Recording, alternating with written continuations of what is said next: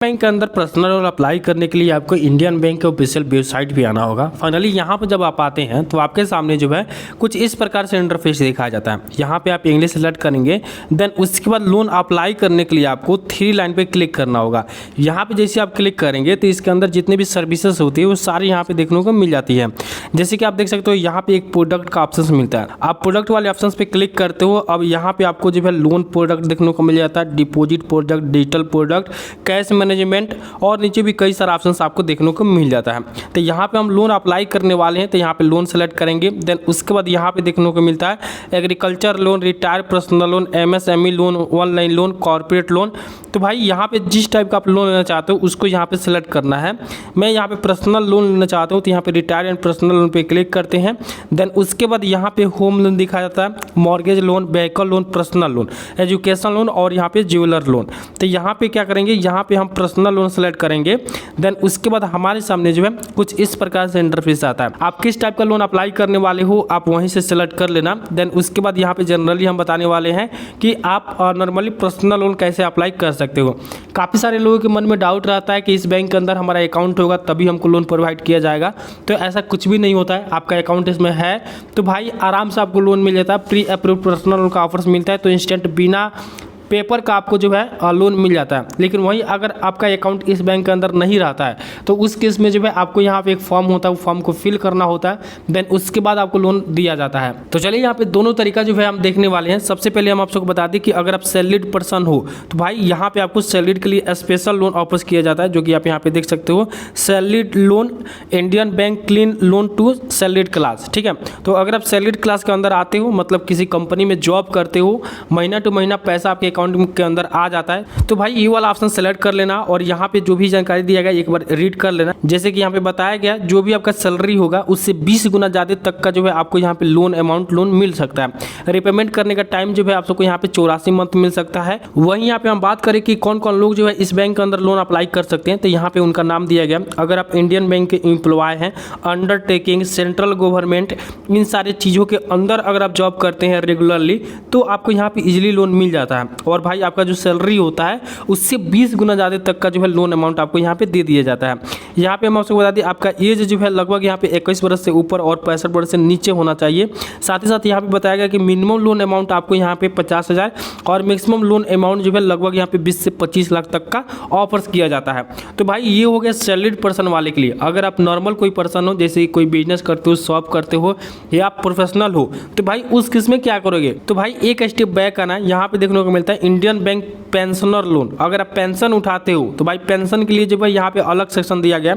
आप यहाँ पे क्लिक कर इसका जो भी इन्फॉर्मेशन दिया गया एक बार इसको रीड कर लेना। जैसे कि यहाँ पे बताया गया कि आपका एज मैक्सिमम 75 वर्ष से नीचे होना चाहिए। साथ ही साथ जो आपका सैलरी होगा वो लगभग 10,000 12,000 से ऊपर होगा, तब आपको जो है यहाँ पे लोन दिया जाएगा। तो भाई ये जो है पेंशनर के लिए है। नीचे यहाँ पे देखने को मिलता है इंडियन बैंक प्रोफेशनल वाले वर्क में आते हैं तो वो यहाँ पे इजीली लोन अप्लाई कर सकते हैं। यहाँ पे एज क्राइटेरिया बताया गया कि आपका एज जो है 21 वर्ष से ऊपर और 70 वर्ष से नीचे होना चाहिए। यहाँ पे जो लोन अमाउंट होगा वो आपके सैलरी बेस पे नहीं दिया जाएगा। यहाँ पे मैक्सिमम से मैक्सिमम आपको जो है 8 लाख तक का लोन ऑफर किया जाता है। देन उसके बाद जो आपका टर्नल मिलता है वो लगभग यहाँ पे जो है 84 मंथ तक का मिल जाता है। नीचे यहाँ पे बताया गया है अगर आप लोन अप्लाई करना चाहते हो तो भाई आपके पास कुछ डॉक्यूमेंट होना चाहिए, जैसे कि पैन कार्ड, आधार कार्ड, ITR, सैलरी स्लिप। उसके अलावा अगर आपका सिबिल स्कोर ठीक ठाक होता है तो भाई इजीली आपको लोन यहाँ पे दे दिया जाएगा।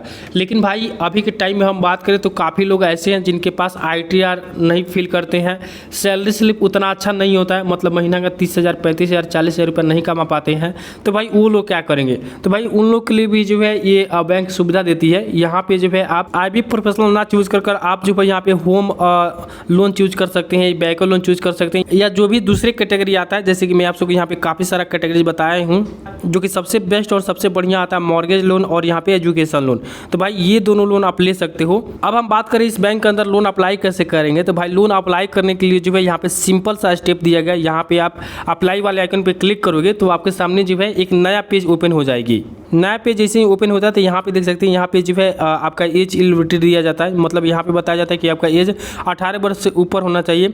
अगर आप यहाँ पे बिजनेस करते हैं, सर्विस एम्प्लॉयमेंट है या गवर्नमेंट जॉब करते हैं तो आप यहाँ से इजीली लोन अप्लाई कर सकते हैं। यहाँ पे बताया गया है कि आप पिछले 3 मंथ पुराना एम्प्लॉय होंगे किसी भी कंपनी के अंदर, चाहे वो आपका शॉप हो, बिजनेस हो या किसी कंपनी में जॉब करते हो। उसके बाद आपका लगभग 3 महीना पहले का सैलरी स्लिप होगा, मतलब पिछला 3 मंथ तक का जो है सैलरी स्लिप आपको यहाँ पे देना होता है, जो कि आपको अपना बैंक का ट्रांजेक्शन दिखाना होता है।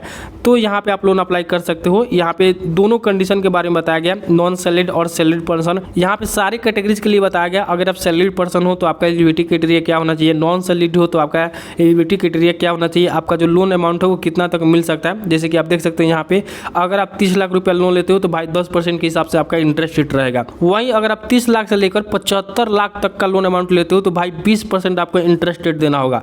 मतलब आपके लोन अमाउंट के बेस पे जो है आपका इंटरेस्ट रेट यहाँ पे बढ़ता जाएगा। मिनिमम जो है स्टार्टिंग इसका EMI 10% से होता है, जो कि मैक्सिमम लगभग 35% तक इंटरेस्ट रेट लिया जाता है। तो आप अपने हिसाब से एक बार देख लेना। यहाँ पे जो लोन मिलता है वो आपको मैक्सिमम 84 मंथ तक का मिलता है। लेकिन अगर आप 30 लाख से ऊपर का लोन अमाउंट लेते हो तो भाई यहाँ पे 30 साल तक का जो है आपका EMI यहाँ पे मिल सकता है। तो फाइनली अगर आप यहाँ पे सारी जानकारी लेना चाहते हो तो ले सकते हो। जैसे कि यहाँ पे प्रोसेसिंग चार्ज दिया गया है। प्रोसेसिंग चार्ज अगर आप देखना चाहते हो तो भाई यहाँ पे देख सकते हो, यहाँ पे बताया गया है जो आपका लोन अमाउंट होगा उसी के बेस पे यहाँ पे प्रोसेसिंग चार्ज लिया जाएगा, जो कि यहाँ पे बताया गया कि अगर आप 25 लाख से नीचे का लोन अमाउंट लेते हो तो यहाँ पे 1500 रुपया GST प्लस प्रोसेसिंग चार्ज दोनों मिलाकर आपको यहाँ से देना होगा। ऐसे में अभी के टाइम में बैंक के रिगार्डिंग देखा जाए प्रोसेसिंग चार्ज तो भाई 1% से लेकर 2% आपको यहाँ पे देना होता है। मतलब मान लो 1 लाख रुपया आप लोन लेते हो तो भाई उस पर जो है लगभग 2000-3000 रुपया आपको प्रोसेसिंग चार्ज देना पड़ेगा। तो चलिए अब हम बात कर लेते हैं कि इस बैंक के अंदर लोन अप्लाई कैसे करेंगे। देखिए यहाँ पे सबसे पहले ही पूछा जाता है are you an existing customer. आप अगर इस बैंक के कस्टमर है तो यहाँ पे यस पे चीज करेंगे, नहीं तो यहाँ पे नो पे सिलेक्ट करेंगे। नो पे जैसे ही सिलेक्ट करते हैं उसके बाद यहाँ पे जो है आपका नाम, district, state, mobile number, pin code, branch, ये सारी चीज आपको यहाँ पे सिलेक्ट करना होता है। सिलेक्ट करने के बाद नीचे जो है यहाँ पे सेंड कंसोनेंट कोड दिया गया है। मतलब यहाँ पे आप क्लिक करोगे तो आपके मोबाइल नंबर पे OTP जाएगा। OTP डालकर आपको सबमिट करना होगा। देन उसके बाद यहाँ पे वायलेट OTP वाले आइकन पे क्लिक कर देंगे। अब देखिए यहाँ पे देखने को मिलता है thank you for interest in the IND-DG home loan bank will be connect your shortly. मतलब यहाँ पे बोल रहा है कि बैंक की तरफ से जो है इंस्टेंट आपसे संपर्क किया जाएगा, जो भी आपके लोन के रिगार्डिंग है उससे बात किया जाएगा। अगर आपके पास सारे डॉक्यूमेंट होता है, सारा प्रोफाइल ठीक ठाक होता है तो इजीली आपका लोन जो है 7 से लेकर 14 दिन तक के अंदर में आपका लोन डिसबर्सल कर दिया जाएगा। तो भाई यहाँ पे आपको 2 कंडीशन को फॉलो करना होता है। पहला कंडीशन ये होता है कि आपको ब्रांच बुलाया जा सकता है, तो आपको अपना सारा डॉक्यूमेंट लेकर ब्रांच जाना होगा। वहाँ पे आपको नॉर्मली अपना KYC कंप्लीट कराना होगा। देन उसके बाद आपका लोन अप्रूव कराकर आपका जो लोन अमाउंट होगा वो आपके अकाउंट के अंदर क्रिएट किया जाएगा। दूसरा कंडीशन ये होता है कि अगर आप रिक्वेस्ट करते हो कि मैं ऑनलाइन के थ्रू ही लोन लेना चाहता हूँ, मैं अपने ब्रांच में विजिट नहीं करना चाहता हूँ, तो उस केस में भी जो है आपका कुछ मदद किया जा सकता है। लेकिन अभी के टाइम में हम आप सबको बता दें, अगर आप इंडियन बैंक के अंदर घर बैठे ऑनलाइन के थ्रू लोन अप्लाई करना चाहते हो तो भाई नहीं कर सकते हो। वो सुविधा जो है अभी तक इंडियन बैंक के अंदर अवेलेबल नहीं दिया गया है। अगर आपका अकाउंट इस बैंक के अंदर होता है तो उस केस में जो है जो भी आपका KYC का डिटेल्स होता है वो ऑटोमेटिक यहाँ पे सबमिट कर लिया जाता है।